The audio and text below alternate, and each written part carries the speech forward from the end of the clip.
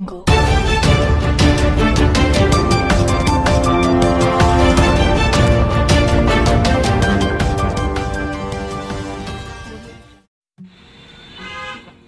नमस्कार, मी यशवंत पवार, प्रदेश अध्यक्ष पत्रकार सुरक्षा समिती महाराष्ट्र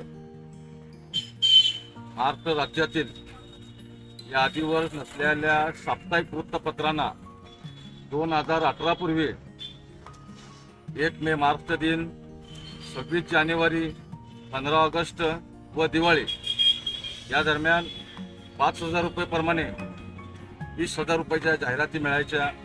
त्या जाहिराती 2018 नंतर राज्य सरकारने बंद केलेल्या आहेत।